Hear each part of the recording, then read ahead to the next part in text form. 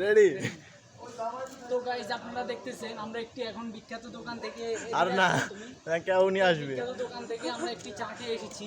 চাটির দাম হচ্ছে 50 টাকা। তো ওই যে বিখ্যাত দোকান থেকে আমরা চা খেয়ে এসেছি।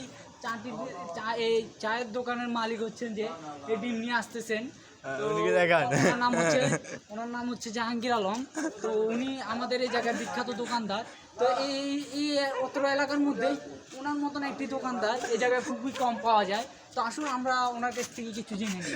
জানেন তো বলেন আপনার দোকানের যে চাটি ওটার 50 টাকা দাম নিয়েছে আমাদের কাছ থেকে।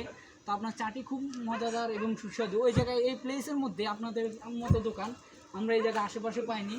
তো আপনাদের দোকানটি যে এই প্লেসের মধ্যে এইভাবে চলতেছে অনেক কাস্টমার আমরা দেখছি। তো আপনি এটার জন্য কিছু মানে একটা বলুন যেটা আমাদের দর্শক থেকে আমাদের এখানে তো এটা দীর্ঘদিন পুরানো দোকান, ঐতিহ্যবাহী দোকান, এটা নাম করা। তো আপনারা আসেন, আইসা যদি মেহমান হিসাবে মেহমানদারি ঠিক মতো করা হয় তখন বুঝতে পারবেন আসলে কথা এবং কাজে মিল আছে কিনা। হ্যাঁ, আপনারা দর্শক দেখতে পাইতেছেন আমাদের জাহাঙ্গীর ভাইয়ের দোকানটি খুব ভালো চলতেছে। এই জায়গায় চাটির দাম 50 টাকা। চাটি খেয়ে আমাদের থেকে অনেক ভালো লেগেছে।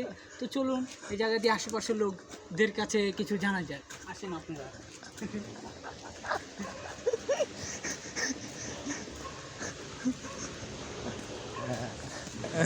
তো দেখতেছেন আমরা এই জায়গায় চলে এসেছি। পাশেই একটি ফ্যাক্টরি আছে, আপনারা একটু না ভিডিও কারণ যেত না। তো আপনারা দেখতেছেন এটা সামনে একজন কাকু আছেন, ওনাকে আমরা জিজ্ঞাসা করবো যে এই যে জাহাঙ্গীর ভাইয়ের দোকান আছে এই জায়গায় 50 টাকা একটি চার দাম হিসাবে চাটি খুবই অসাধারণ মজা।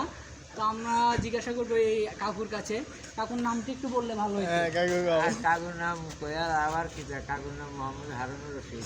তো আপনারা দেখতেছেন কাকুর নাম মোহাম্মদ হারুনুর রশিদ। তো কাকু অনেক খুবই একজন সেন্সিটিভ মানুষ, ওনার কথা দেখেই বোঝা যাচ্ছে ওনার যে হাসিটা খুবই সুন্দর লাগতেছে। তো কাকু এই যে জাহাঙ্গীর ভাইয়ের দোকান আছে ওই জায়গায় যে একটি চা 50 টাকা করে বিক্রি হতেছে, তো ওটার জন্য আপনি কিছু বলুন যে ওনার চাটা এত মজা হয় বা ওনার দোকানে এত পাবলিক বা কত এলাকায় ওনার দোকানটি একটু বেশি চলে। তো আমরা দেখেছি যে ওই জায়গায় মানুষের ভিড় এবং মানুষের ঢল। আপনি এর বিষয়ে কিছু বলুন। ওই সাহায্য